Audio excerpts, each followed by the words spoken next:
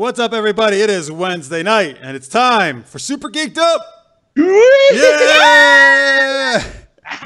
All right. Hey, everybody. As you can see, we're very excited for another Super Geeked Up episode. If you haven't seen our show before, this is your live weekly geeky pop culture show. We talk super fun, geek-themed topics, play improv games. We have a great time. We love having you part of the show. So if you're in the chat on YouTube or Twitch, thank you very much for watching.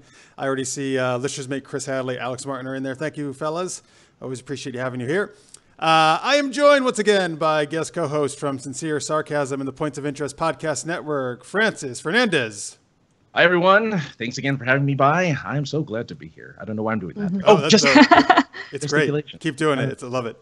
And our special guest, she is the author of upcoming book, Improv for Gamers. It is Karen Twelves. Hello. Hi. How's everyone doing? Thanks so much for having me. All right. Carlos Ramirez just joined us in the chat as well. Hello, sir. Thank you for watching.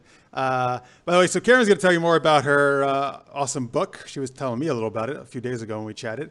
So if you're into gaming, this is going to be an awesome thing you want to check out. She'll tell you more about that later in the show. Ken Davidson says hi there. Hey, Ken. Hey, Ken. Oh, all right. Friend of yours. I know that guy. Yeah. Oh. Wow. Awesome. Right. Thanks for tuning in, Ken. And then listener says, is Francis going to tell his Matthew McConaughey joke tonight? Did you tell a Matthew McConaughey joke? No, it was just a Matthew McConaughey joke. It was just a thing that I put on Facebook. It was weird. I thought you were going to do a Matthew McConaughey impersonation. No, I don't have. And sadly, of all these, you can at least come on. You can at least do that. All right. I have a Matthew McConaughey. Can do that at least. No. All right. No. All right. That's All disappointing. Right. He got me all excited that you're going to do something. All right. So anyway, we like to kick these off, folks. We got some fun games. We're gonna do some tangent tales. Karen actually has 3 games that from her book she's going to show us later in the show. So Francis and I are excited, and you guys are gonna get to play along with those too in the chat. But we like to start things off with our geek tweet of the week. Today, that question is: what fictional characters would be the best and worst to play a tabletop or board game with? Karen, why don't we start with you? And in the chat, folks, please share your answers as well. We want to hear from you. Oh, man, I had so many thoughts because I think that the skills that you want from a tabletop gamer or a board gamer are very different. And those who might suit you on one might annoy you on another. And I would love to play a role-playing game with Ariel from The Little Mermaid. I think she would get like so into it. Yeah. And just like really expressive and just like really super into her character. Would love to play something like you could do something really fun. Now I've completely forgotten the name of it. People going and like teens solving crimes or something, or like magical people, or you could play Monster Hearts and like make Ariel cry. But I could imagine that she would be really great for that. And then. Another fictional character who popped into my head was Gimli from Lord of the Rings, and I don't know where I don't know where he lands. Like, is he good at role playing? Maybe. Could he be really good at board games? Like, also, but would it annoy you because he's too good? Like, right? Well, do you think he like he might? Wouldn't he be really competitive, like he was with Legolas on the battle? Exactly. Like he could be a little bit too rules lawyery, but I don't know if you were playing like a cooperative game, would he take over or would he be really good? I don't know. Interesting. That's I want to see Gimli play an elf in an RPG. Right. That would be really fun. Yeah, having him play secretly, he really actually has always wanted to play an elf. He just hasn't admitted. Oh, he played horribly. Look at me. I'm a terrible elf. I can't fight anything. No, I think he would be a female elf. Aggressive. He wants to play a female elf. That's what I think. Oh. Yeah. Yes. Okay. So Ken, by the way, says that he's getting a stationary bike riding while he's watching us. That's good. You're getting your exercise and you're getting some geeky entertainment. Like to hear that. Yeah. Chris Hadley says, I wonder if Prince Eric, Sebastian, and Flounder would be good at role-playing. Yeah, Flounder maybe. I don't think Sebastian so much. No, Sebastian wouldn't get it. He'd be a drag. And I just think Eric is like dry toast. He's so boring. Dry toast. I said it. That's all right. That's fine. Eric, much of a personality, so he doesn't have much to do in the movie, right? Yeah. Sebastian is such a stickler for the rules. Like, he's got that great song though, man. He's got the best song in the movie. Mm-hmm. All right, let's see. Francis, what are your choices? And again, in the chat, folks, well, let us know best and worst characters that you think would play a either tabletop game or a board game with. All right. So the worst person to play a board game with would be Alan Parrish, who was played by who was played by why is his name blanking on me now? Oh my god, I can't believe this. What is this from? Robin Williams from Jumanji. Oh. Then he'll roll dice and disappear for years, and you'll never be able to finish your game. He's really kind of the worst person to play a board game with, I would think. But the best person to play a board game with would probably be, I don't know. You know, I was when I was thinking about the best person, I was like, do I want them to be really bad at the game or really good? Because why do you want them to be bad so you could win? Yeah, that's right. If they're really bad at the game, you'll obviously win. But then it's not as fun. Not a challenge. It's not a challenge then. Mm-hmm. Well, yeah. So I was thinking the computer from War Games would be the best person to play a game with. The computer from War Games? Yeah, but because the fate of the world is really, at stake when you're playing a game with that guy. Mm-hmm. So I would say, I forget, didn't the computer have a name? I want to say the computer had a name. I can't remember what it was, though. I don't know. I've never actually seen that movie all the way through. Really? Yeah. Is it because of... No, I should watch it. I don't know why. I don't have any problem with it. Isn't it? It's because he's in it. Who? Matthew Broderick? I like Matthew Broderick. No. Why are you hating on Matthew Broderick? I don't hate on Matthew Broderick. All right, good. Well, no. Is there something to unpack here about Matthew Broderick? Yeah, you're like assumed like, oh, it must be Matthew Broderick while you don't watch it. I mean, because I can think of else. What else? Any other reason why you wouldn't watch War Games? And a lot of movies I haven't seen. All right, so Chris says both your choices are excellent. By the way, there, Francis. And he also says the computer's name was Joshua. That's it. Yeah. Thank you, Chris. Okay. Ken says Ariel was genius. All right, so he likes your choice. And then he says Jumanji guy was good though. All right, so you get a good, she gets a genius. Oh, good. We're good though. I'll take a good. Yeah, you're right. Yeah. Christopher Fox. Hey man, thank you for watching. And hope all goes there with you too. I feel like I wouldn't want to play with Thanos or Gambit. Comes to mind. I can't imagine either of them losing gracefully. No. Yeah, definitely not Thanos. I don't want to be disintegrated. Spoiler alert. Or I don't know. I don't exploded with kinetic charged cards. Was that his deal? He could charge. Well, he could charge anything. He just cards are his preferred thing. Right. Yeah. So don't play card games with him. That's for sure. No. Yeah, his superpowers were the kinetic charge and a bad Cajun accent. Those were his two stuff. Yeah. Wait. First off, in the comics, he doesn't have a bad Cajun accent. No, well, because it's theater of the mind. It's all Imagineering. Yeah. It sounds good in your head. I love no. Gambit, man, in the comics. In the cartoon. Yeah, the cartoon. I don't know. Was it a bad accent? I thought it had a bad Cajun accent in the cartoon. Why are you just hating on everybody today? Matthew Broderick. Been some time. What if Matthew Broderick had a Cajun accent? Then you're really going to go to town. Oh, God. No, it's been some time since I watched the original cartoon, but in my memory, the accent was not great. I'm sure. Yeah, I'm sure watching it now, I would. That's not what it sounded like. It kind of was. It did. Lister's mate says, I don't know if I want to play RPG with Gollum. He'd run around saying, my precious, these are my precious hit points. Oh, no. Yep. No, you couldn't play with Gollum, no. That'd be bad. Yeah. Oh, he'll steal the pieces, and then he'll disappear for a while, too. He'd be really good with, like, a jigsaw puzzle. Unless he got mad and, like, flipped it and, like, scattered all the pieces in his cave, and then he would take a year to find them. I don't know. Our pieces are so bad. No, that's pretty good. That's pretty good Gollum. That was good, yeah. Yeah, Francis is the king of impersonations I found last week. Yeah, I'll take it. Except apparently not Matthew McConaughey or Gambit. No, I did a bad Gambit, but that's an accurate Gambit. Kerry Johnson just joined us to say, folks, and apparently he's saying he's gonna fall asleep with his late. No, we're gonna keep you up, Kerry. We'll be so entertaining. Yay! Woo! Okay, just stop. Tammy Anderson says the theater of my mind gave him a bad Cajun accent. Oh, of her mind. The theater of my mind gave him a bad Cajun accent. Okay. Yeah. She was reading it. I see. I got you. Well, yeah, because they're also written in a certain way to evoke an accent. So yeah. So Chris Hadley, who actually is from Louisiana, says actors who aren't from New Orleans or Louisiana are notorious for doing bad Cajun accents. Now they go. This is true. I find myself feeling incredibly betrayed when I discover that people who I thought were American actors are not, because they're so good at their American accents, and yet Americans are so crap at other accents. Yeah. So whenever I watch a video and I watch like an interview or something, I was like, no, you're British? You're Australian? Why? You tricked me. You tricked me with your amazing accent. That's acting.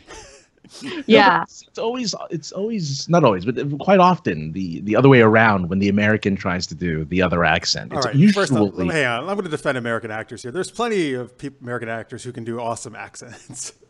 That's true. Yeah. And there are people that can do bad American accents. When it's a bad American accent, you can tell. It's really obvious. I think it's actually rare to see that. I think American accent. Yeah. What was I seeing though? I watched something recently and I knew it was a British actor and he was trying to do something American and it was not working out at all for him. But in the live chat, Ken Davidson says, I would want to play games with Matt Cawthon from Wheel of Time. Right. Oh, jeez. He would. He has the power of luck on his side, though, so he'd always win. That'd be very challenging then. All right, Mulder and Scully. No. Okay, Carlos Marima says Mulder and Scully. Why? I think Mulder might be fun. Scully maybe not as much. She's totally gonna rule as lawyer. I think it up. Right. All right. So I want to play Clue with Sherlock Holmes, Columbo, and Jessica Fletcher from Murder, She Wrote. Wow. Yeah. Okay. I just want to assemble all the great detectives and play Clue to see who would win. You forgot Poirot? No, I was thinking of him too, but I wanted to throw in Jessica Fletcher and say because I like watched Murder, She Wrote a lot when I was younger. Yeah. And I'm just getting into actually the Poirot stuff. I've only read one, but I really loved it. Oh yeah, I grew up watching the like PBS mystery Poirot series. So good. And then I would not want to play with Harley Quinn because I feel anytime something went anywhere away, she would take her hammer and just destroy the whole board and game. And it would be that'd be bad. Yeah. But which incarnation of Sherlock Holmes are you talking about, though? I'm curious. Original, like classic Arthur Conan Doyle. Okay. Yeah, no, I mean, I do love Benedict Cumberbatch as Sherlock Holmes, but that's not what I was thinking. Okay. Chris says excellent choices, Jeff. Thank you, Chris. Ken Davis says Scooby Doo. Oh, I love Scooby Doo. Let's see what game do you want to play, Ken, with Scooby Doo? That's what I'm interested. Oh, he'd be awesome in a role playing game. He'd probably go find like some like shower curtain to use as a costume. It'd be great. He would LARP it up. Actually, you're right. Him and Shaggy would always put on costumes and pretend to fool the villains. Yeah. They would LARP the hell out of it. Like you wouldn't even try to be playing a LARP, and they'd come and be like, "We brought costumes." You're right. That's brilliant, Ken, and they would be amazing at it. Mm-hmm. Okay. Chris also says my grandma loved the show Murder, She Wrote. All right. Well, it's not just for your grandma, Chris. I like it too. That was a neg. One more thing. Oh no, that's Columbo. What are you trying? Were you trying to do a Murder, She Wrote and you did a Columbo impersonation instead? One more. They're so similar. So close. I know, right? They're like right next to each other. That's really close. All right, it's time, folks, for our first improv game. This is called Tangent Tales. Hey, Francis, how does this work? All right, Tangent Tales. Well, this is where we will be telling you a story. And one of us, that would be me, will open with this geeky story. And we'll pass it around between the three of us and hopefully weave a tale of wacky fun. You never know where it's going to go next. I tell you what. All right, here we go. I do need some mood sound for this one, so I'm gonna play this. Let's see if you can hear it. Ooh. Oh boy, this is the first mood music or sounds. You need a little bit. I can't hear shit. I don't know if you're playing anything. Oh, you can't hear anything? Oh, that's no. Oh, it's just for you. Just do it. Wait, make the sounds. You do our sound effects game. Make the sound yourself. Well, it's a rainforest. I can't. It's very hard to make. Okay. So we're imagining we're in a rainforest. I got it. Okay. Imagine yourself in a rainforest, right? Everybody in the audience, just make rainforest sounds. Yeah, make rainforest sounds. All right. Tonight, we take you to the Amazon rainforest, where we have been following a merry band of misfits, led by a very large and intimidating man. They are on the hunt, you see, to find the elusive and dastardly predator. Watch as the lithe and majestic Schwarzenegger bounds through the trees, yelling out his native battle cry, "Kill me, I'm here, kill me!" It was at that very moment the fierce and terrifying predator makes its presence known. And with a mighty roar, it tries to communicate with the Schwarzenegger. All right, Jeff, it's on you. Sorry. By the way, what voice was that, by the way? That was supposed to be David Attenborough. Oh, I love. All right, great. Yeah, it's a bad Dave Attenborough. No, that was great. I loved it. Before I take it away, I just want to give props to our audience. They are actually doing rainforest sounds in the chat. Ken, Chris, and Marks are saying things like pitter patter, crickets, caw caw, drip drip, roar, squeak, squawk squawk. Thank you guys. Awesome. Chirp chirp. All right, this is great. Hoot hoot. Wow, they're really covering the gamut of I love the rainforest. All right. I love it. So the predator jumps out and says, "Surprise! Happy birthday!" to Schwarzenegger. Yes. And Schwarzenegger is so. I wish I knew his character's name in that movie. I can't remember. Does anybody know? Anyway, I'll just call him Schwarzenegger. Just call him Bicep. Bicep. So Schwarzenegger is he's so surprised he can't believe it. He was about ready to kill him, and then the predator pulls out a cake. It has all these nice candles on it, and Schwarzenegger's getting ready to blow out the candles, but then two of his men are still alive, and they come and they do what, Karen? So I think that there is this moment where the two men, they come into the clearing of this jungle. I imagine there's a small area and conveniently like a stump that the predator has put like a checkered tablecloth on for the cake. And there's this tense moment where they've got their guns raised, because why not? And they come in and they look at the predator and they say, "How could you start without us?"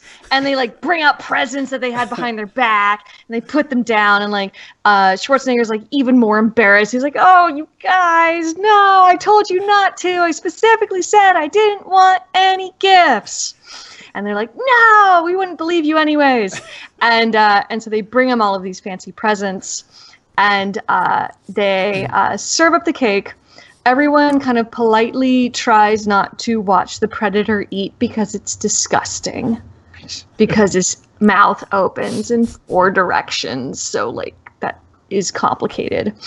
And I think that they give him a book, like an ebook. So it's like a receipt that he has to go and then like download on his Kindle later of that book about how to simplify your life. The one where you're supposed to like pick up objects and ask if it means something to you, and if not, then you throw it away. You haven't heard of this? It was like really big, like a year ago, or longer. I don't know. Remember what came out? It's real big with predators and aliens. Yeah. And the predator knit him a scarf. Oh. And but he didn't know how to block it, because no one ever knows how to block scarves when they first start knitting. So it's all rolled up into a giant tube. But like Schwarzenegger pretends to like it anyways. He's never going to wear it. Oh. And so the party is kind of winding down. They've all been having a good time, and then they hear a snap of a twig. And it's that movie snap of a twig where you know that somebody stepped on something, and suddenly, the camera starts panning and they all start slowly looking around. And I'll pass it back to Francis. And out of the bushes, Lex starts walking out. Who does? Lovely and talented Lex. Oh, Lex. Predator versus Alien. Oh, from Alien versus Predator, yeah. The other way around. I don't know which way it goes. Walking up and gives the predator a nice peck on the cheek, hugs Schwarzenegger warmly for his birthday, and he says, "This is awesome. I'm so happy for my birthday. Thank you so much for this. Now, let's go take a tour of this island. Let's get to the chopper.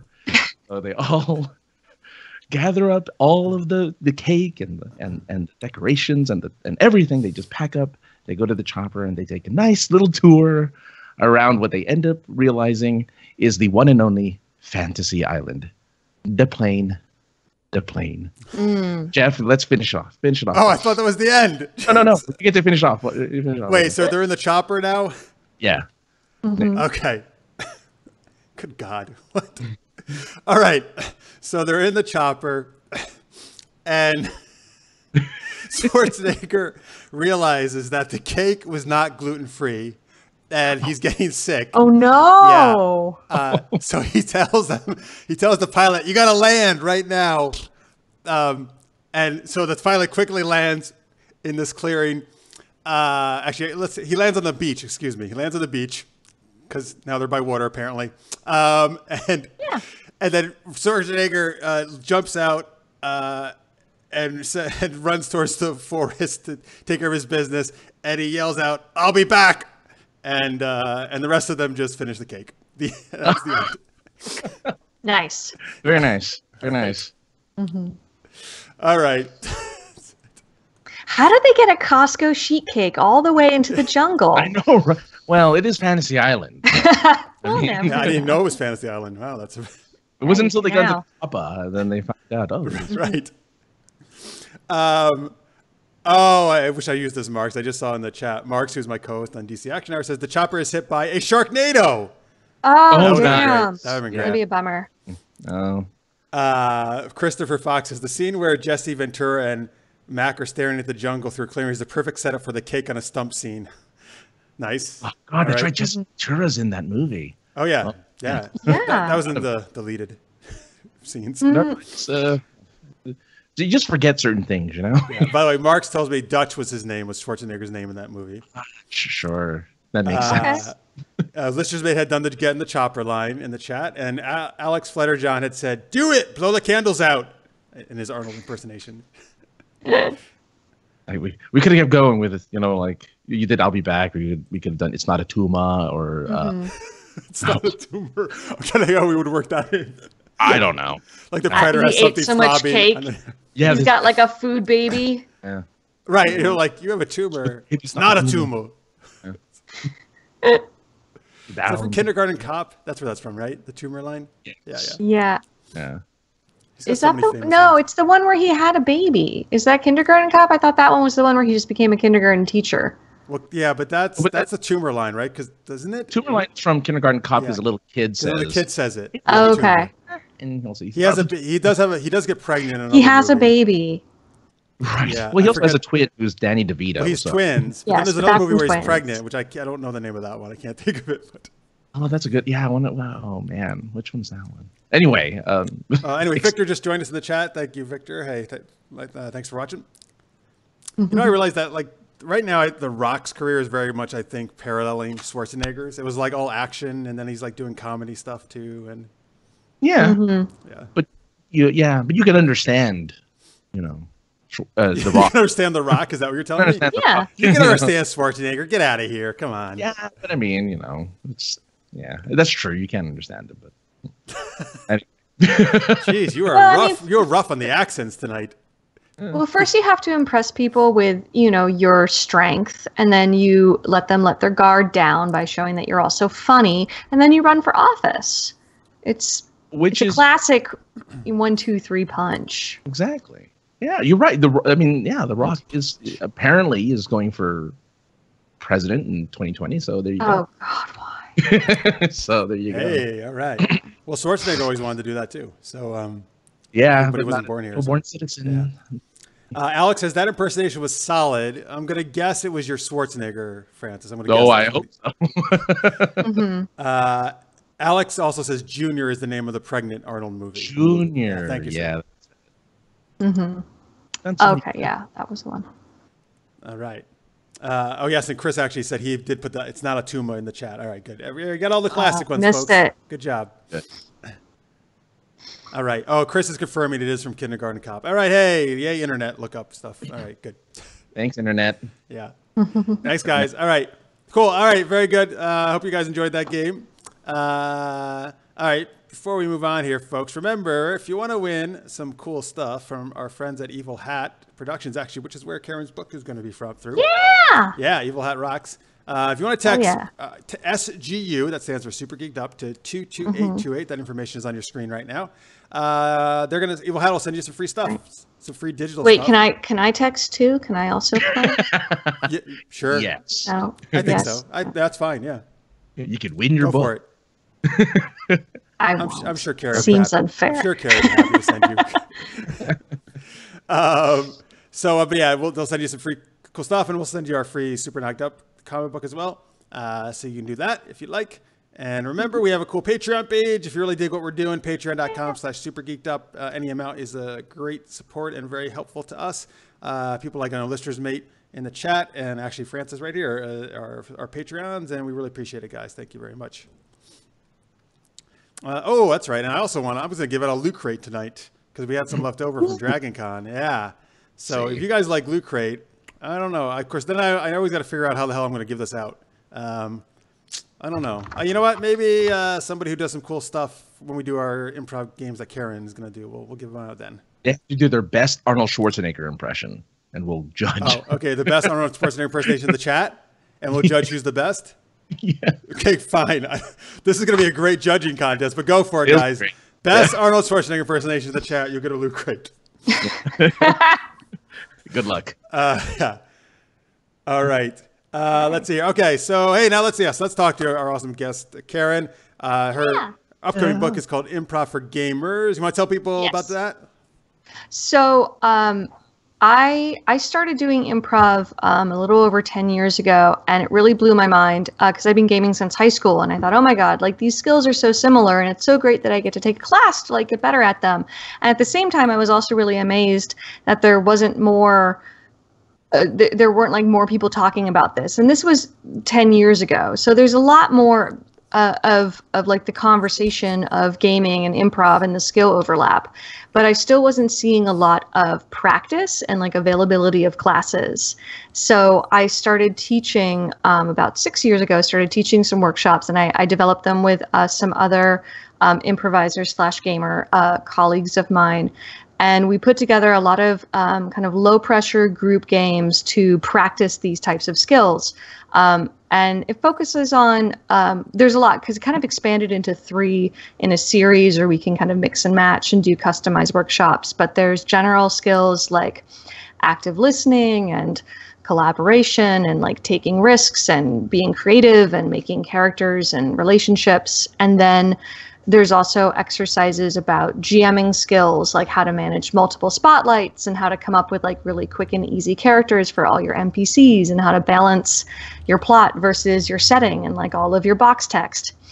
And then we started bringing in like LARPing skills, because really, I mean, LARPing is just improv without an audience in many ways. So managing scenes with multiple people and doing full body character work, and also some miming for like those black box LARPers and Nordic LARPers who don't have a ton of props. So like interacting with invisible objects, and just been teaching those sometimes at a game store here in Oakland, and but now mostly at the conventions that I am traveling to, that I happen to be at anyways. I'll try to do something through like Games on Demand or submit there.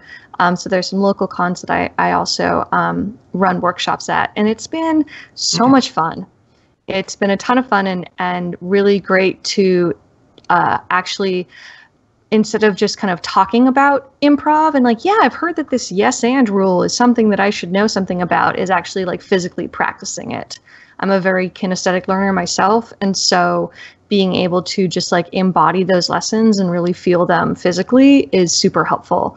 So I just wanted gamers to have more access to improv that's tailored for them. And so the book came out of that, is collecting a lot of those exercises and putting them together. And they're kind of organized by skill subject with a brief breakdown of how the skill is used in gaming and how it can be practiced in like this easy, low pressure improv game. So I try to be really mindful in presenting everything, that it's not presented as like the right way to game or the right way to improv. There's a lot of talk about both of those things, and I'm not trying to be definitive on that, but demonstrating the overlap and how to practice like relevant skills in a really fun way. So that's kind of been what I've been doing for a while now, and I'm really excited that this book got to be a thing, because people used to ask me, so I used to teach, and so I would write myself these very complicated lesson plans because that's the type of teacher that I was, and people would ask me like, could I get your notes? And I'd, very Gollum-esque, like hoard them, be like, no, you don't want these. And also like no one can understand them except for me, because there's all these notes to myself about how to teach. So I had to rewrite everything to direct it to somebody who could just like pick up and play with their friends. So I'm hoping that that's how it came across.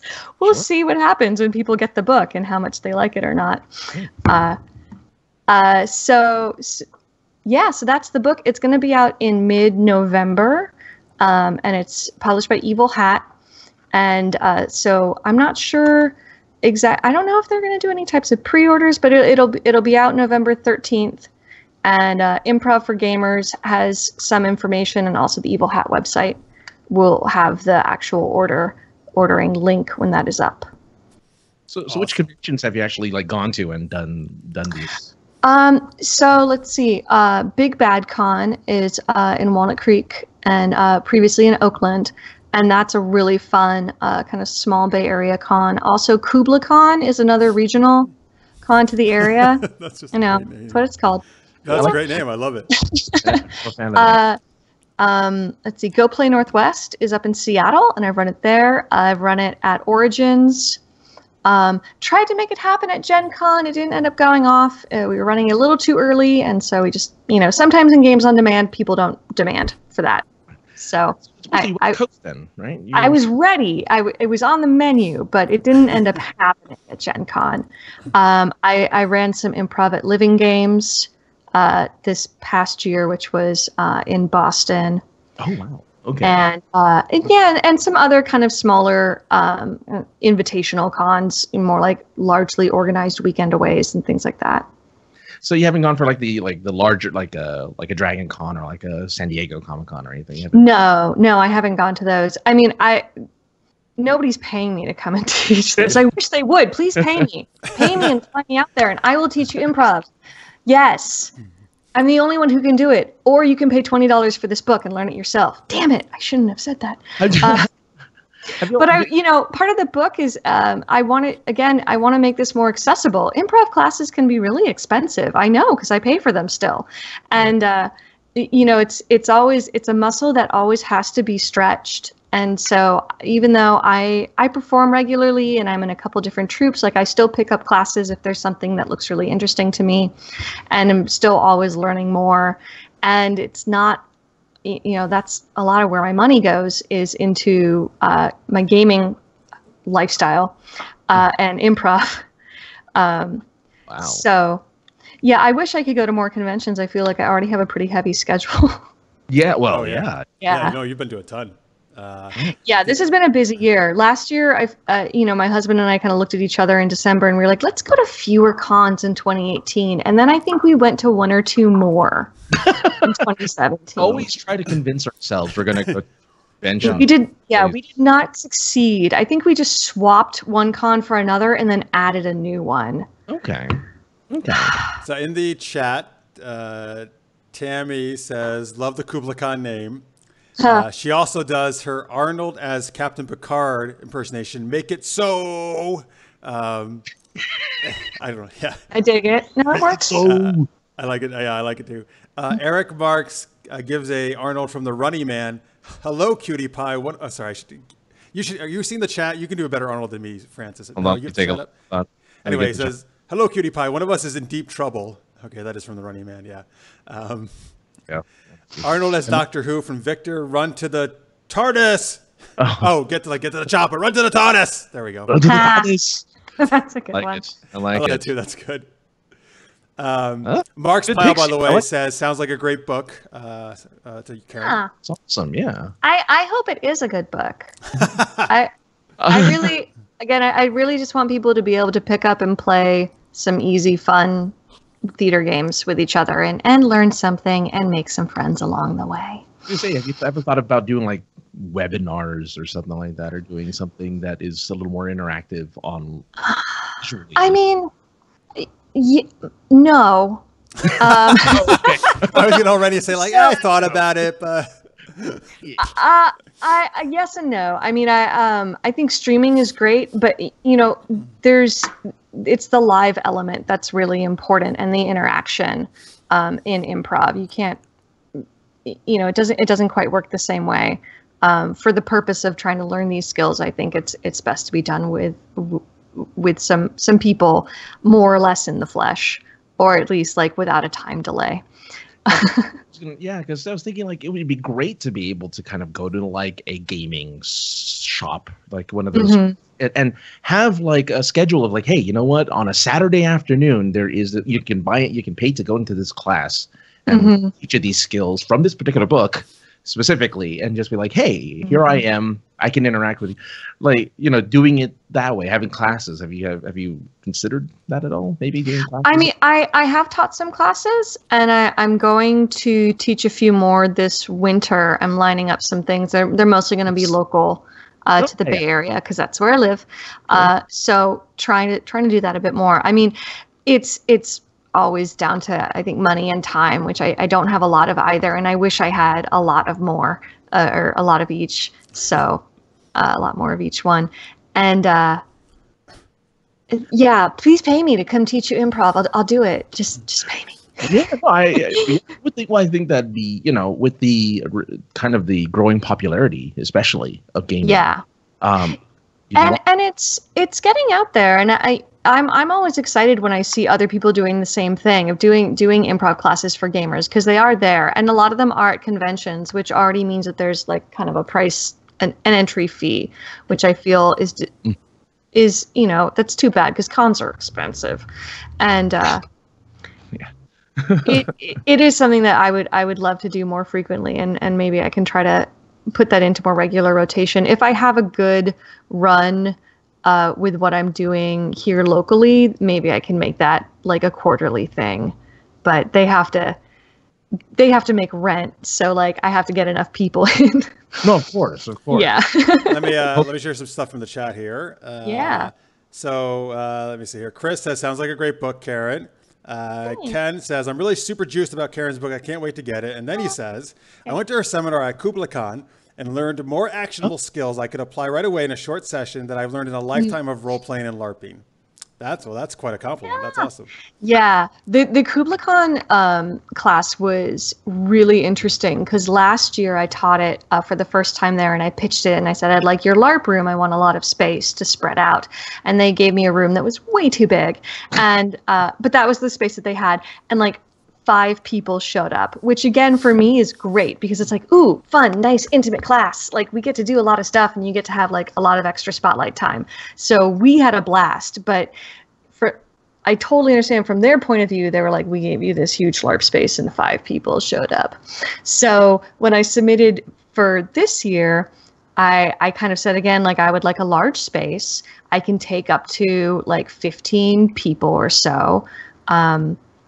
And I also, it was advertised in a different way than like normal games. So I was like, can we get this on the schedule and like have a sign up sheet that, and like make sure that people show up. And I had so many crashers, which is like the crash culture at Kubla Khan is, if you didn't get to a game, sometimes people will just drop out. So people always kind of lurk and are like, hey, is there a spot in your game? So I ended up having like 18 or 19 people total for each. Nice. I taught it twice. Yeah, for each workshop. And they gave us a smaller space. Well, and so it was a little bit of a squeeze. Well, but it was so much fun. Yeah, it was so great. And so this year I'm going to submit again and just be like, can we do a middle ground? Can we like Goldilocks this and find something in the middle here? Ken says, I left that session and used the skills immediately in a LARP just a couple hours later. Hey, that's nice. Yes. And then Tammy says, would be great for improving cosplays. I often feel awkward with my characters. Yes, absolutely. Oh, that's Yeah, a great there's so much. application of it. There's so much good improv exercises for doing full body character work and really like being comfortable taking on a persona. Absolutely, it's a lot of fun. And I mean, I think any gamer should just take an improv class, but it's great when there's classes that are actually talking to gamers. Yeah. I don't think people really kind of equate the two. Yeah. Well, I think there's a lot of different types of improv, and sometimes people's heads, just as when we say, oh, I'm a gamer, I'm a role player, like people don't necessarily know what that means, and they're like, oh, like Counter-Strike, and you're like, so sometimes when I say improv, people are like, oh, so you do stuff like Whose Line Is Anyways, and you bring people up on stage and like people have this fear of that, of like being brought up on stage and embarrassed somehow. It's like, no, I'm from the Bay Area. We normally do like long improvised plays about feelings. Like there's comedy, but like sometimes there's also crying. So that's what we do over here. And yeah, and I think that's the biggest assumption when it comes to when you say the words improv. It's usually directly related to comedy. Like whenever I think of improv, I think, oh, it's a sketch comedy thing, or it's it's a line or a Monty Python. So it's always kind of just it is intimidating. I can definitely agree. With that. It is. I mean, I'm scared every time I get on stage for a show. Honestly, like I love it, but it's scary because there is this pressure that you put on yourself to perform. But I hear again and again, and encourage other people is don't try to be funny. The worst thing you can do is try to be funny. It's very obvious when you're trying, and it won't work. Oh yeah, you want to just yeah. I'm very aware. Yeah. So when you try to be smart and clever and pithy, in your storytelling, it's not authentic, and the audience can tell, and like the people at your table can tell when you're trying too hard to be the funny guy. And so I really put a lot of emphasis in my workshop specifically about it's not about being a performer, because again, I'm directing it. I'm addressing gamers. So I'm saying none of you guys are planning on like getting on a stage. I'm not teaching you this with the idea that you're going to perform and try to get laughs. We're just trying to be good storytellers. So I'm giving a very narrow view, and with the exercises that we picked as well. Yeah, that's awesome. Because there's a lot of fun improv exercises, but they aren't like applicable to a game skill as much as a performance skill. Yeah, I think that's fantastic. And you're really providing something that doesn't really exist out there a lot. So particularly for gamers, so that's awesome. In the live chat on YouTube, we got other people doing their Arnold stuff here. Victor did one as Captain Kirk. Khan, I'll be back. And then I'll be back. And then Tammy did her Arnold as the Doctor. I'll be back, but he regenerates as Arnold. I like that idea. Yeah, like so you know what? There's actually, guys, there was a ton of awesome ones, but I'm going to actually give the prize to Tammy. She had a couple of really good ones, I thought. So Tammy, you're going to get the loot crate. But thank you, everybody. You all rocked. And Tammy, just message me after the thing, and I'll send you the code. Let's see here. I'm catching up on the chat here. A lot of chat as we were talking there. Of course. Good. Yeah, I talked a lot. I can talk for hours. Do you want me to keep going? Mark says, okay, this is something he and I did at Dragon Con. He said, would have been useful training for that crazy Princess Bride RPG live session at Dragon Con. We did. Sounds fun. We did the Princess Bride RPG. I was the GM, and we'd like performed it in front of an audience, and the audience got super involved in it and stuff. It was great. We had a great time. That sounds awesome. Ken says, us Barrier folks like our feels. Okay, about the we do. Yeah, we do. I didn't know that. Yeah. Well, it's funny. I regularly, I just joined a troupe last year that I do more short form comedy now, which was a change for me. And it reminded me of a lot of things of like, oh, you really, they're two very different skills. So it's fun that I'm doing kind of both right now, but I don't see short form, kind of Whose Line games as much in the Bay Area. All right. Well, you can get it here, folks, if you want it. Yeah. That's how we do it. That's our thing. Yeah. All right, here once again, folks, I'm going to put on the screen. This is where you can check out Karen's upcoming book, improvforgamers.com, at improvforgamers. She's at K12s. Yep. That almost sounds like a Star Wars robot. It's called sign. I like it, by the way. I just read Fair it. enough.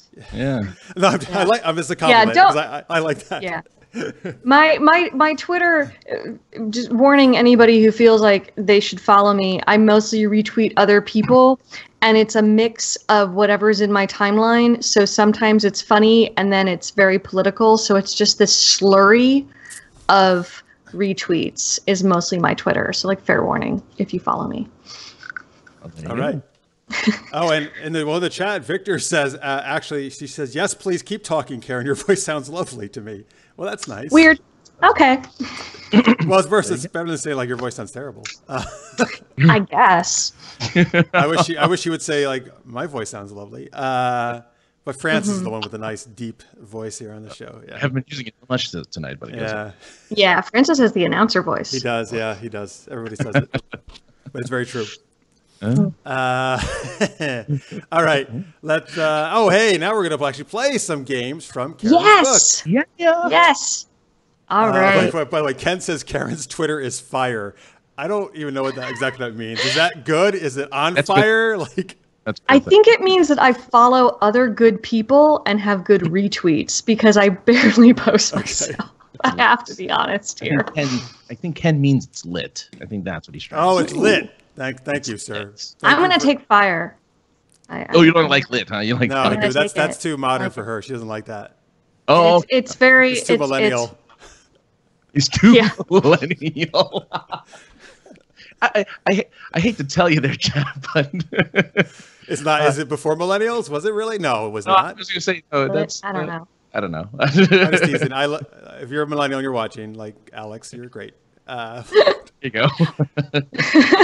I was just trying to put in a timeline, is what I was trying to do, because I'm I'm Gen X, so I'm before that. So yeah, I think I'm on the cusp. No, I'm technically either, depending on who's mad at me. So, what my generation is being blamed for, I can be one or the other. So yeah, do we want to do some improv games? Cool. So let's do this one called Three Things. It's a category game. It's a really good kind of like warm-up game as a brainstorming because it helps you get out of your head a little bit and just start being creative and getting past that fear of coming up with like the best idea. Okay. And I often think about it in terms of like how long it takes you to come up with your character's name, or which takes me far too long. Yeah. And it at a certain point you have to realize it just doesn't matter. Whatever you say is going to be great. And the people at the table, they just want you to give out your name, and then so they can keep telling the story. And so everyone's like, it doesn't matter so much what you say as long as you just like have an answer. So Three Things is a really good kind of word salad-y brain dump exercise to just start saying a lot of things. I used to use this actually when I taught English as a second language to practice nouns. Oh, wow. That's good. Yeah. That's good. Oh, I brought in so much improv in my ESL classes. So, by the way, Ken does a great combo that I was trying to do of Gen X and millennials. Zenial. I like it. Nice. Yeah. That's good. So this game would normally be played with people kind of standing in a circle. And so let's figure out like a direction that we should go in. How about I'll pitch. You, me, Francis. Yeah. No. Right. So I'll pitch to you. You'll pitch to Francis. Francis will pitch to me. So I'm going to give you a category, and it's just going to be a random category. Like, what are three things that you would wear on your head, or what are three things that are blue, or what are three things that are in your fridge? And I want you to list the first three things that come to your mind as quickly as possible, even if they don't make sense. Okay. Yeah, so if you're in the chat, I'm sorry, folks, you can give your answers, and you can also give suggestions for questions for categories. Yeah, I'd love to hear all of the crazy answers that you guys have. So if I asked you what are three things you would wear on your head, you could say, a wig, a hat, a bird nest. Like that, those are all great answers. So it's kind of just like whatever comes to your mind. It doesn't matter if it makes sense, is what you're saying, right? It doesn't matter if it makes sense or not, because we're going to be really enthusiastic. After you say your three things, the whole group says 3 things. And it's Three extra things. fun. Yeah, it's extra fun if you can kind of shake your fists. I'm a huge fan of games that have some type of physical way of accentuating and like keeping energy high. So all of the games that I brought have some weird hand gesture. So awesome. 3 things. So, and folks, if you're watching, you can do the same thing. Do it with us as you're watching. It feels good. It's like emphatic. Like, yeah, 3 things. So I'll start. Hey Jeff, what are 3 things that you wouldn't want to find in a cave? A bear. Mm-hmm. Poison mushrooms. Mm-hmm. And a snake. 3 things. Oh, 3 things. Damn it! Yeah, I we all forgot. say 3 things. Okay, yeah. After he's done saying Right, it, then after the last one, Yeah. we say it. All right. Yeah, after the last one, then we all say 3 things. There's some versions of this where you count along, or you do 5 or 7 of them. I had to pick just 1 for the book, so this is how we'll play it. I know. By the way, Ken somehow, even though we're on a slight lag on the chat, said 3 things at the exact right time in the chat. Oh wow. Okay. So that's amazing, Ken. That's amazing. Eric Marks, I think he put this in before you said the category. I'm almost positive. He said headphones, chicken hat, slippers. Oh, Nice. That's on your head. That was the. Oh, it's the Yeah, hat that was- thing. that was It's from the hat. example. Yeah, all right. Thank you. I was Okay, like, there could cool. be things he doesn't want to find in a cave too, I suppose. Yeah. So Jeff, now you would give a category to Francis. Francis, It's Yes. whatever you think of. what are 3 things you should bring to Comic-Con? A light bulb, your fists, and probably clothing would be good. 3 too. 3 things. things. Did you say a light bulb and a fist? Light bulb, your fists, and clothing. Yeah. Yes. That's make sure I good. got Those are absolutely the correct answers. I'm trying to do the whole 3 things off the Yeah, top of my no, head. that's the way to do Yeah. it, right? First things gonna on top go- of your head. Yeah. All right. Yeah, because the whole point is that there's no pressure, because whatever you say, we're going to be really enthusiastic and yell 3 things afterwards. So Oh, hey, so Marks and Victor had some ones from the cave one, I believe. Mark said snake, Godzilla, tiger. I like Godzilla. Godzilla is great. I like Victor Yeah. says bear, my dead body, and a bomb. those are all the correct answer. Yeah. That's great. Everything's. Oh, Ken says, I wonder which is money, good shoes, and a hat. Oh, that's probably the Comic-Con. That makes sense. It's a Comic-Con. Yeah. answer. Yeah. Money, good shoes, and a Those hat. are actually Yeah. all very practical. Good. Yeah, that's very Yeah. smart. That's, Listeners, mate, what is this? He says Captain Picard sewing, Lieutenant Data playing a violin, and Guinan serving the drink green. Is that in the cave? I'm trying to I mean- think. I Tell us think- which one that was. That answer was to. You guys, I would be happy to see Captain Picard doing anything anywhere. So So, are you excited for the new Captain Picard series? I'm so scared it's going to suck. Oh no, I think it's I'm- great. I hope it's I'm- good. I'm I just worried don't too. know. I'm worried. And Too. I I'm- have faith. I'm so scared, but I'm so excited and scared. Okay, so Tammy says snake, vampire, naked hermit, shakes her fist. 3 things. Oh, thank Nice. you, Yay, Tammy. 3 3 things. things. The naked hermit. That's the cave. Yeah, one, I would obviously. hate to find that in a cave. Although I would love it if it was actually what she wants to bring to Comic-Con. A snake, a vampire, Snake and a naked hermit. vampire, naked hermit. You know, Those are good. Yeah, no, those are also useful. that's better. Yeah. All right. Victor says to Comic-Con, I believe, frog, me, and someone else's wallet. Okay. I definitely agree with the someone else's wallet. All right. All right. So now, Okay, Francis, so- you got to give a question to Karen. Karen. Yes, Yeah. Karen. All right. So, name 3 things you could juggle. Oh, I could juggle some cats. I could juggle multicolored balls, and I could juggle 3 separate things that are on fire. 3 things. 3 things. Damn it. You could... That are on fire. I like the Yeah. fire thing. Yeah. Yeah, so that's the game, and you depending on the size of the group, you can play it a couple of times. There's some various expansions that you can do. When there was space in the book to allow it, I definitely suggested some expansions for some of the games. In this one, you could do it as a character, which is if you want to expand yourself a little bit and get your silly voices on, or just get your character work on. You could start. You could ask the question from the perspective of a character. So if I took on the character of a drill sergeant, I could say, "Soldier, what are 3 things that should always be in your bunk?" And you would match me with that and take on like the private character and answer, sheets and my shoes and a crate of ammo, 3 things. So that's like an expansion that you could play with it. I like. Yeah, because that definitely keeps you on your toes. Yeah. Yeah. And I love that the live chatters here really get into it. Before I share some of their answers to the Francis's juggling one, Tammy says she's also worried about the Captain Picard thing. But Christopher Fox says it's going to be awesome, and I can't wait for more Picard. I'm optimistic because I can't handle another letdown. Okay. Yeah. I have to be happy because I can't be sad anymore. Now, I hear you. Now to the juggling one, Ken says swords, bananas, balls. Eric says apples, grapes, tomato. Yes. Tammy, Victor says chainsaw, puppies, fish. Nice. Alex says juggling cats would absolutely get you 1 million views. Yep. And then Tammy says, "Ooh, let's do a character." Well, that's a great segue, Tammy, because that's about what we're about to do right now, I think. So sure. Let's do a character. Yeah. Let's do a character. Okay. So I'll say, in my brain, a character can have a very simple touchstone. So it could also just be a type of emotion that you could answer with, or a particular pitch to your voice. So let's see. Let me come up with a character.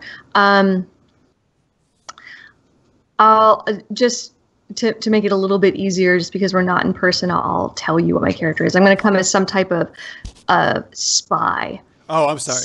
Sorry. I think what they meant. I'm sorry. I'm going on to the next character building, but I think you're right. She meant you're right. Let's do a character in this game, I think is what she meant. I'm sorry. Well, we could do that, but let's just let people practice it themselves, and let's move on to the next game. All right. Sorry. Okay. That's good. Oh, yes. Yeah. And you can that's good. And you can get the book soon too. Yeah. There you go. Buy the book.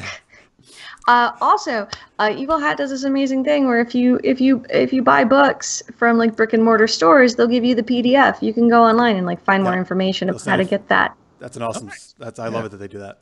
Yeah, and we'll have some really cool downloads of this that'll be formatted so it's printable. It's going to be awesome. All right, so character building, right? Character building. So there's.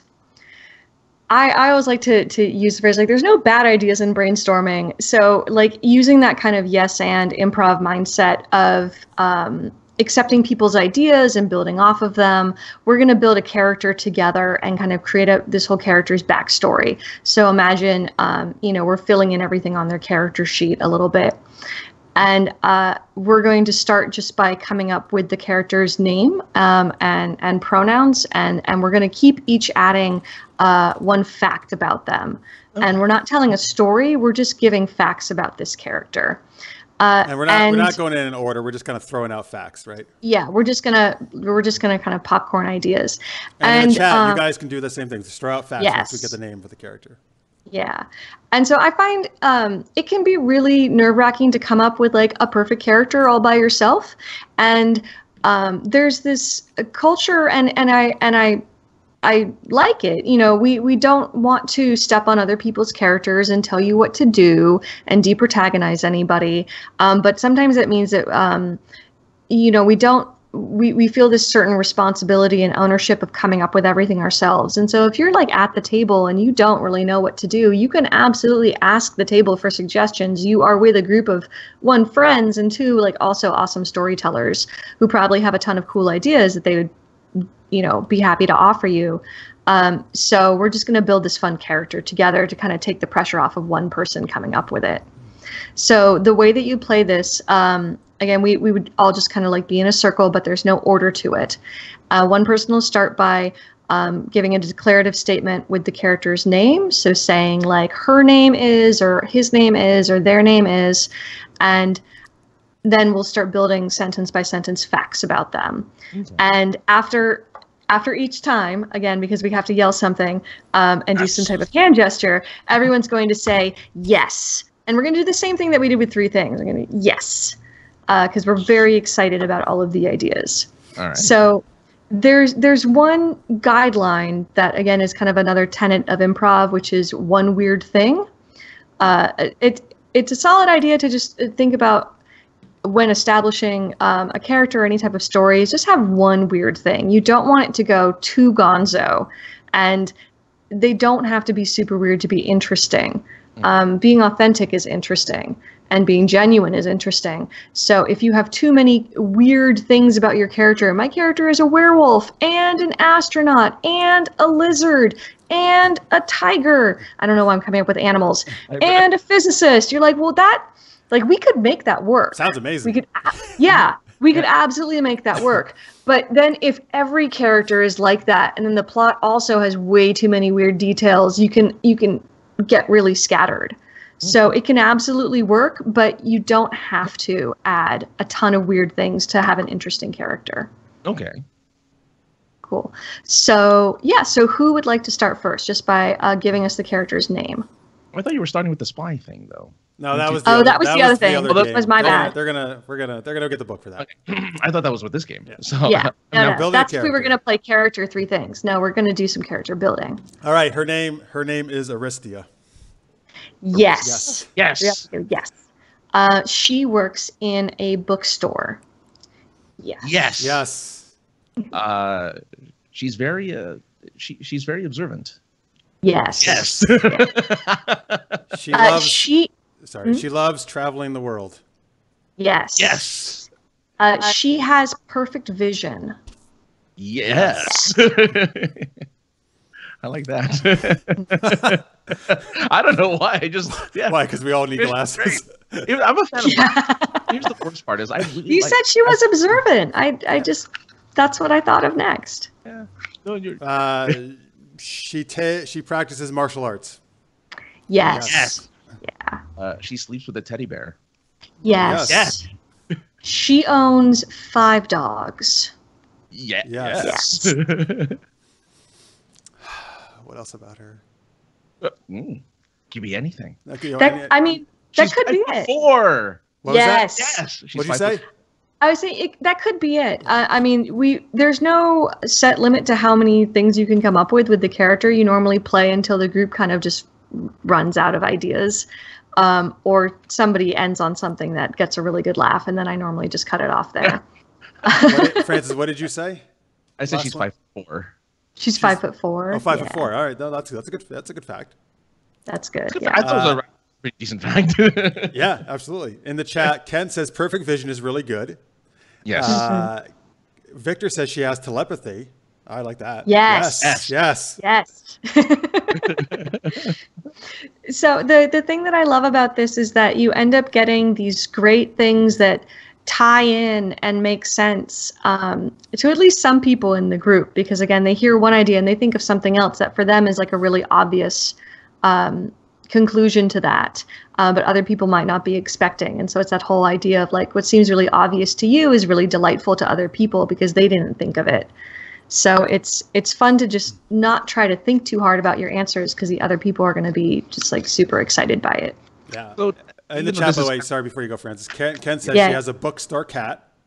Yes. Yes, obviously, yeah. And then this isn't a fact. Victor just said she's a woman I need to date if she owns 5 dogs. So he's a dog lover.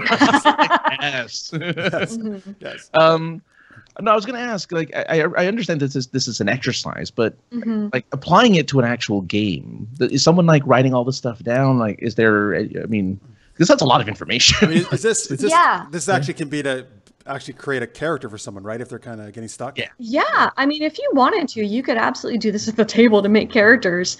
I'm using it just specifically as a skill practice. Okay. To practice the skill of brainstorming together and leapfrogging off of other people's ideas. So it's not designed to actually then be to segue into a game, though you totally could. Okay. Yeah, because I was thinking this would actually be really good for someone who doesn't have any real idea of what kind of character they want to play in a game, and kind of the round robin sort of way this goes about creating a character would actually be something fun for someone who is into like doing something not necessarily random, but challenges them in how they character. So I was just curious if it was applied. I mean, I think there are a lot of games that have certain ways of building characters and building the world that are built in of everybody go around and add one thing, or you each draw something on a map together. So there is that idea already in games of building it collaboratively. I would love to take any of the characters that I've heard people come up with in character building and play with them. They'd be fun. Nice. Evil Hat, who's actually releasing the book, their Fate games, which is my favorites, they're based on like having each character has something to do with the other character. Like you have to come up with things how somehow you guys are related to each other. Yeah. Which is really cool. Yeah, there is an exercise that I didn't bring for this, but does involve all yelling something and making silly hand gestures, where you make an ensemble cast. So kind of like this, but everybody then introduces themselves as a character and ties them to at least one other person who's already stepped in. So I kind of think of it as like that relationship web or map that you make with some games, like Smallville does it. A lot of the Powered by the Apocalypse games with their strings and stuff, you end up tying yourself to other people. Yeah, Okay. absolutely. Victor says it's a great way to loosen up your mind. Absolutely. Yeah. Yeah. But what you guys were talking about, though, Francis, I think this way you could probably be good if you're a new player, maybe, and you're not sure what you want to play. Yeah. Or even if you're a veteran one and you just want to play something totally not what you've already done and just come up with something like totally new. Okay. Yeah, I mean, just curious. Yeah. Yeah, no, I love it. It's great. All right, one last game we're going to do. Yeah. So this one is my favorite Oh, I'm in sorry. the world. I'm sorry. Chris actually has a question about this before we move on. Yeah. Would the way you build characters discussed in this book be helpful for writers? He's a writer, so he wanted to know.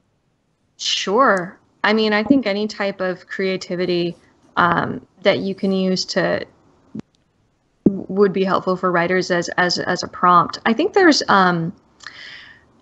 there's so much overlap because again, it's creativity and storytelling, and so there are a lot of solo improv games that you can play that are telling stories in your head and different ways of structuring ideas. And if you started writing them down, then yeah, that would be wonderful as a writer. Okay. Cool. All right. Thanks for the question, Chris. Mm-hmm. All right. We're going to do some secrets. Secrets. Yeah, secrets. So, as far as I know, this game was created some years back by another Bay Area improviser. If I am wrong on that, I will absolutely redact it, but this is what I know. Okay. Maybe he stole it from someone else, but this is how I learned it. So it's called Animal Secrets, and it's a game about telling secrets and showing vulnerability. Status is a huge thing, and I have a whole chapter on status in this book about characters who are high status, like, say, Sherlock Holmes. They can get kind of boring if they're not relatable. Seeing a character's vulnerabilities can make them more sympathetic. Also, if they're just always high status, nothing affects me, nobody can hurt me, then the plot can't go anywhere. You have to wait for that one person who can get under their skin, and then you're like, finally, yes, give me Moriarty. So yeah, exactly. Yeah. You need that person for that character to be interesting, and I think the idea of playing to lose or playing to get into trouble isn't a new one in gaming. There are lots of games that are set up for that and really celebrating your character's failures, and those can be really fun. So the thing I love about Animal Secrets is that I think it's important for players to share their characters' secrets at the table, because if the players don't know, they're not going to bring it into the plot and make it important. And if you want your character's secret to be important, you should tell everybody about it. And maybe in the story it never comes out and it's just fun, juicy subtext for you all to play with. Or maybe you have this big dramatic reveal, and that's also a lot of fun. But if you just keep it to yourself, you're depriving other people of a story that they might really want to be a part of and help you out with. So this is just a silly game to tell secrets and have fun being vulnerable. How does it work? Okay, so we are going to think of an animal, and I'll just give the example of a zebra. And in random order, we're each going to share a secret that this type of animal might have. So imagine that this animal is like at confession or something, or it's a bunch of zebras, all sharing their secrets together around a campfire. And the secrets could be something that are related to the animal, that are funny. A zebra could say, I actually don't like stripes. Or it could be something that you think would be funny if like an anthropomorphized animal were saying it. Like a zebra might say, I've been embezzling from my company for 18 years. And that's funny too. So it doesn't matter if it makes sense that the animal is saying it. All right. And after each secret, we all say secrets. Well, we do this, right? we imagine that you're like looking over like your cauldron or your crystal ball or something. You all make these weird little jazz hands, and normally you would do it lower. It's kind of hard to see with the camera. There we go. But you go secrets, Yes. like that. Oh, nice. Okay, I Focus, like the cauldron. I like the cauldron idea. Yeah. Hocus Pocus all over again. Oh, And, that's a great movie. So let's think of an animal, and we'll just start telling that animal's secrets. Ewok. Awesome. Let's tell some Ewok secrets. Sorry, I just like Francis' reaction.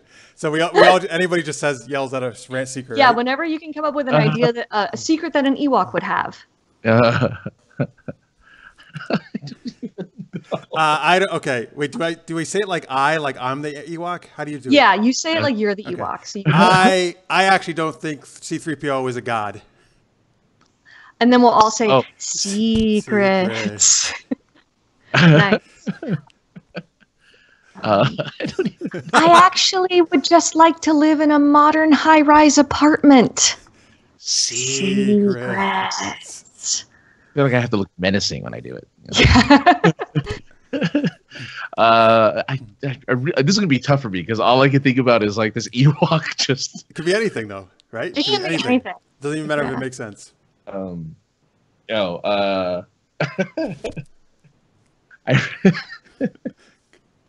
gotta go. I really admire Willow. Secrets. That's an awesome secret. I got you. Warwick Davis plays both. Yeah, I'm with you, sir. You know I love that movie too. So. Oh yes, I know. I appreciate that very much. Oh, here, wait. We got some in the chat here. Thank you, folks. Yeah, you should put them in the chat. Secrets. Tammy said, "Oh wait, hey no." Victor says Ewoks have VHS recorders. Recorders, yeah. Recorders. Okay. Wait, that's secrets. Yeah, secret. And then Ken says, "I support the Empire," and he actually puts in secrets. Secrets. That's correct. Eric says, "I don't like being cute." Secrets. Yes. I don't, Alex. Oh, Alex. All right. I don't fit the tone of this movie. Secrets. we always have that debate, me and him. And he says hashtag ribbing Jeff. Yes. All right. Ken says, I actually speak English fluently as well as 10 other languages. Secrets. Listeners, mate, I really want to get close to Princess Leia. Oh, I had that same idea. I hadn't said that one yet. That was another idea that I had. oh, well, hello. Yeah, well, I think it's great when people come up, they come up with the same ideas. It's really gratifying to be like, someone else thought of my weird thing. Yeah. Hey, Francis, you want to come up with another animal? Another animal? Oh, yeah. Okay, sure. Let's go with an anteater. Cool. I'm pouring myself some water, thinking of good anteater secrets. I actually prefer beetles. Oh, Jesus. Secrets. I was thinking along the same lines. I always wish I learned how to play the harmonica. Secrets. I had my nose done by a plastic surgeon. Secrets. I'm really an armadillo. Oh. Secrets. That's a big one. Wait, what's an is it an aardvark? No, Armadillo has the armored shell-like thing. Yeah. Anteater has the big long nose. Mm-hmm. It's not armored like an armadillo. Yeah. No. What about an aardvark? What's an aardvark? It's an aardvark. Is an aardvark different than an anteater? I don't know anymore. Because right. that would be my secret. But anyway, moving on. We'll get. I wish I was cast in Return of the Jedi. Nice. in the chat. Oh, that's funny. Yeah. You know what? A lot of people actually, both Victor and Tammy were saying, like, Victor says, I want a nose job. So he was thinking the same thing I was. Oh, nice. Eric nice. says, I'm allergic to ants. Yep. Secrets. Nice. Listeners, mate, I can play Yankee Doodle with my nose. Secrets. It's Nice. Ken, I'm a vegetarian. Oh, secrets. secrets. Victor says the ladies love me. Right. Is that a secret?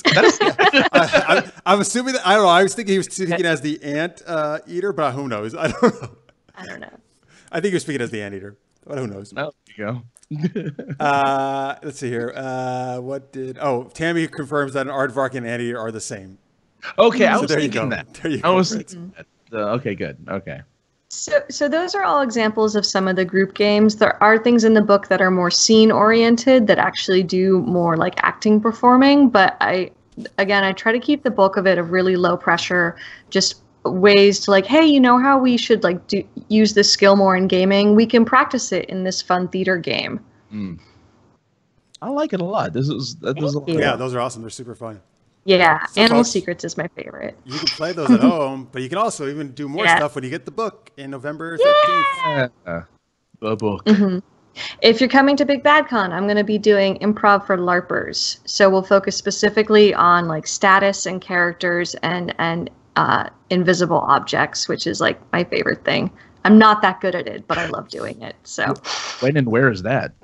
it is October 11th, 12th, 13th, and through 14th in Walnut Creek in California. Oh, yeah. It is an amazing convention. There's a lot of the game signups are done online, but if you don't let that deter you, because there's also lots of open gaming and like games on demand, and you know the way that people drop out of games, and again like the crash culture in the Bay Area, you can play things even if you didn't sign up online. And Walnut Creek is super nice.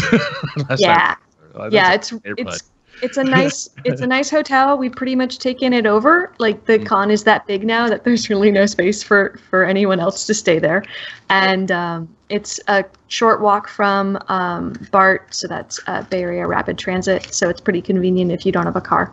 Oh, yeah. Sweet. Yeah. All right. Check it out if you're out there, folks. Yeah. All right. We got one last thing to do here on our show tonight. It's our second Geek Tweet.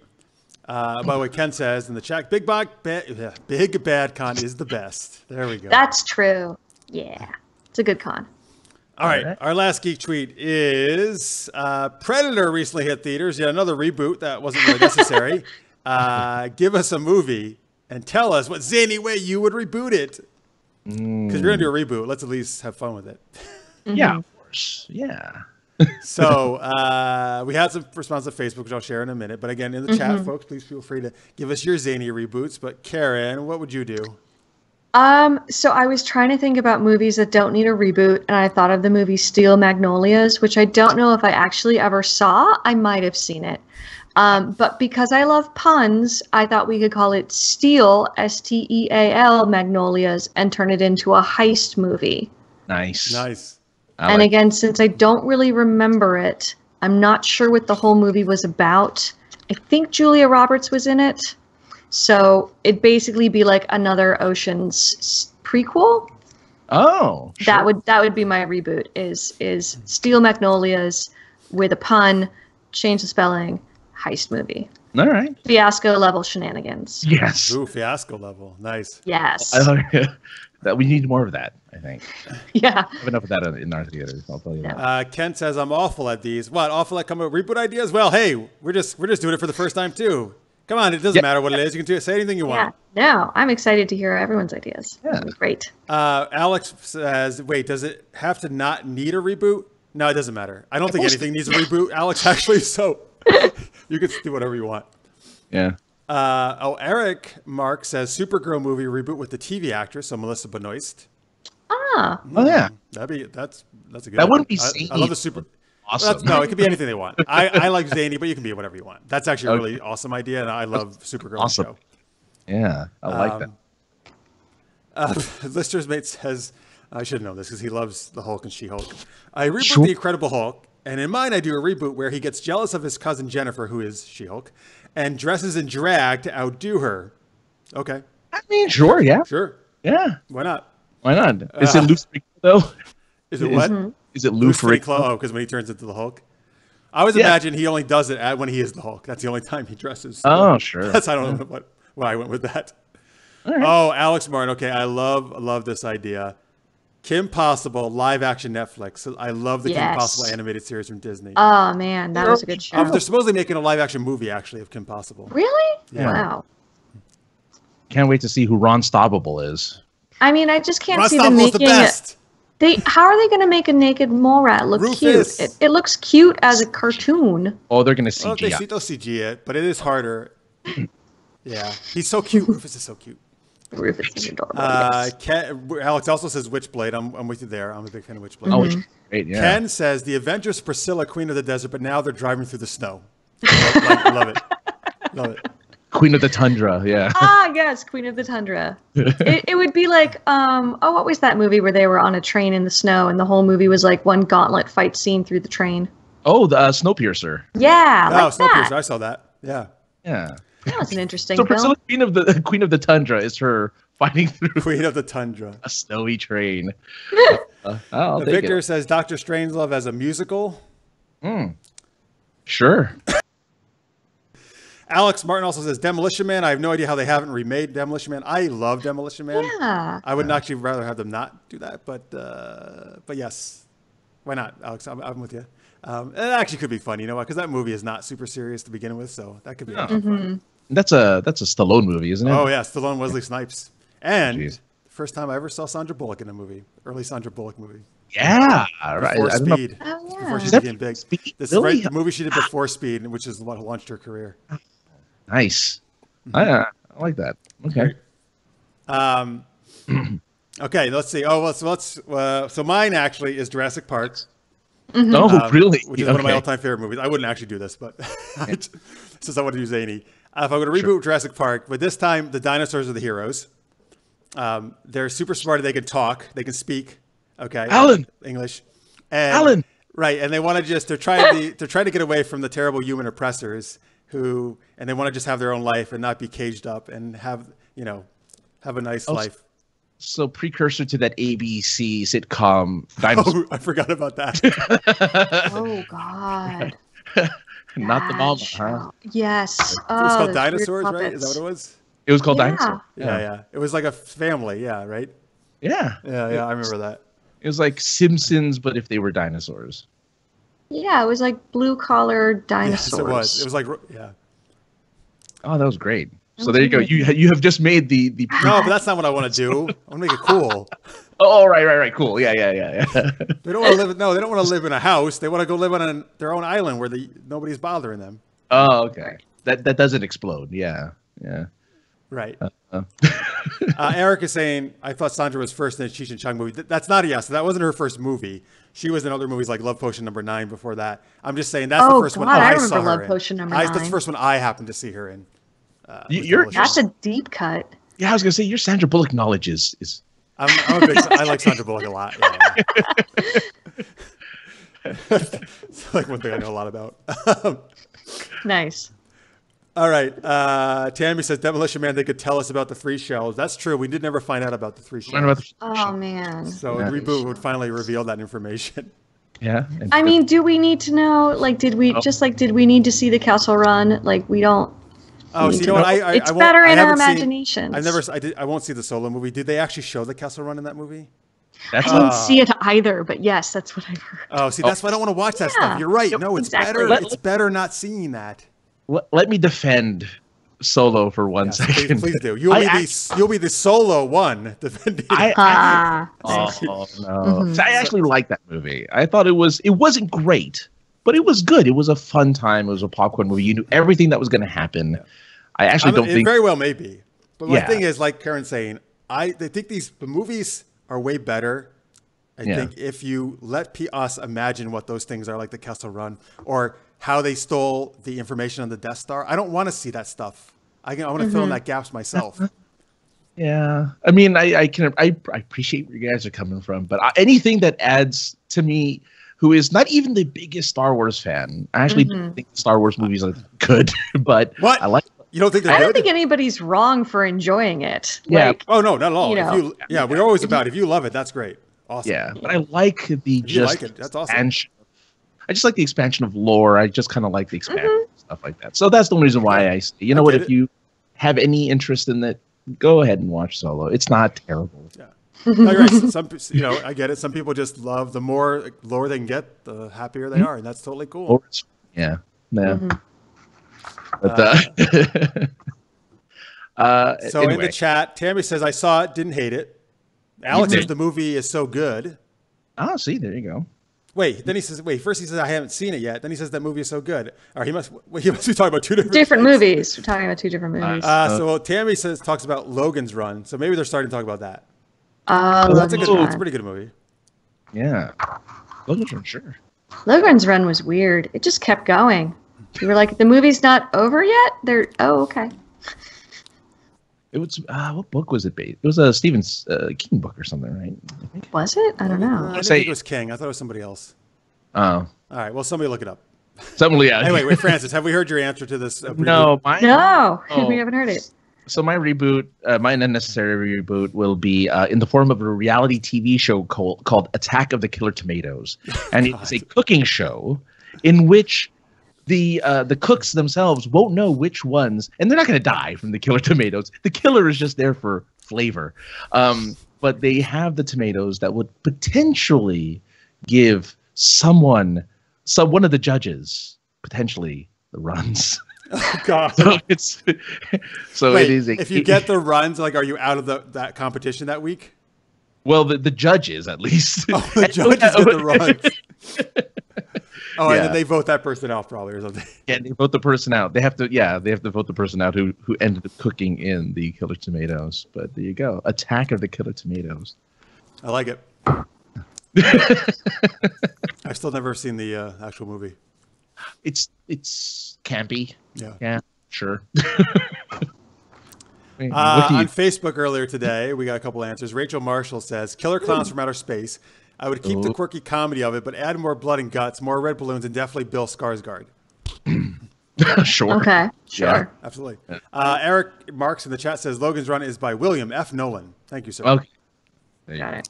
Okay, so Carrie, our good friend Carrie Johnson, he wrote like a whole little novella here. So let me read this. But I love it because we both love Deep Blue Sea. It has to do with that. But he said he would reboot Sharknado. I would recast it with Jaws, the smart sharks from Deep Blue Sea, the Meg shark from the Meg, and the shark from Ghost Shark. Yes, that was a movie. Yeah. I'd also cast Blake Lively's character from The Shallows to replace Tara Reid and de-age Samuel L. Jackson to replace Ian Ziering. Instead of sharks being whipped into a frenzy by tornadoes, these sharks would be the result of a rip in the space-time continuum, where sharks had risen as the most advanced life form and seek to rule all time and space, freeing their dumb shark ancestors in the process. Honest, I only thought about this for like 5 minutes. By the way, it would be called Sharkpocalypse. Right. I love that. I dig it. It's amazing. I dig it. Don't tell anybody else your idea. Make it a script. Sell it. You're right. Sci-fi's going to be all over that. Yeah. Because they just ended Sharknado, so now they knew something new. So I know. Yeah, you got gold there, Carrie. Yeah, I was thinking about doing Jaws too, but that was way more involved than I ever came up with. So. Oh yeah, no kidding. That's awesome. Sharkpocalypse. Sharkpocalypse. It's a good name. Yep. Yeah. Absolutely. All right. Let's see here. Ken says, Plan 10 from Outer Space. This time they're bringing Jason, Freddy, and Michael Myers. Oh boy. Oh God. Yeah, that'd be quite a movie. Oh yeah. A terrible movie. But yeah. Oh man. Carolina, awesome. It is. All right. There you go. All right, cool. Thank you guys. Thank you for those awesome kooky, zany reboots. Love it. All right, so that is about going to do us for tonight on our show. Before we go, though, Karen, please tell them once again where they can find your book. Improvforgamers.com or evilhat.com. You can find more information there about it. And we'll start having some downloads and some other fun little things kind of popping up on the internet. So if you want to follow either Evil Hat online or Improv for Gamers on Twitter, you should check it out. Awesome. And check her out at Big Bad Con, other conventions as well. Oh, and your Twitter handle. My Twitter handle is K12s. TWELVES. All right. It's just like the number with an S. Nice. Yes. Francis, where can they find you? Here. No. Well, that's true. Yeah. Yeah, you can find all the stuff that I do at sinceresarcasm.net. It's my website. I do all my stuff there. And I'm at AKA the other guy on all the social media. So if you can remember AKA the other guy, that's me. I'm the other guy. Nice. All the social medias. All of them. Yeah. We're at supergeekedup.com, folks, and at supergeekedup on Twitter. If you haven't yet, please subscribe to us on YouTube. Follow us on Twitch. We would really appreciate that.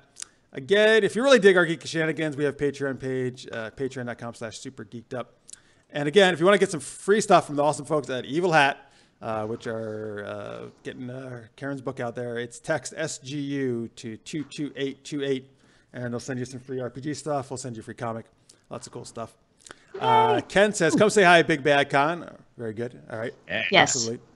And cool. All right. So thank you so much for Karen. Appreciate it. Thank you for showing us those Thank awesome you. games. That was super fun. Yeah. Oh, this was great fun. Yeah. Thanks so much. And folks, if we do some gaming streams sometimes, and actually before I've talked to Karen about having her back again to kind of do a more fuller version of this sometime. And okay, so maybe hey, Francis looks excited. Maybe we'll invite Francis. You'll be part of it. You've never been part of one of our gaming streams before, so I've just watched them. Yeah. Yeah. So we'll do that after the book comes out. So look for that too. Okay. You can get more info if you like what you saw today. Cool. All right. That is it, folks. If you watched live, thank you so much for all the great chatting and playing the games with us. We love having you there. If you're watching the post, thank you very much as well. Hope you enjoyed the show. We'll be back next week, 11 p.m. Eastern, 8 p.m. Pacific. It's actually our Patreon show. So we got some of our Patreon supporters coming on the show with us next week. So it's a good time. Let's see. Sorry, I'm looking at the chat here. Alex says, there's no way we're not getting that Captain Marvel talk. Maybe, I think he wants to talk to me about Captain Marvel, like just on our own personal basis. Oh, sure. Yeah. Hey, man, Alex, that'll be your next podcast. Yeah, Alex, I'll talk about that stuff forever with you. All right. Oh, yeah, maybe we can do it next week on the Patreon show. That's a good idea. Yeah. All right, cool. So anyway, guys, thank you so much. We had a great time with you. Thank you to Karen Francis. And until next time, stay geeky, everybody. See you soon. Bye.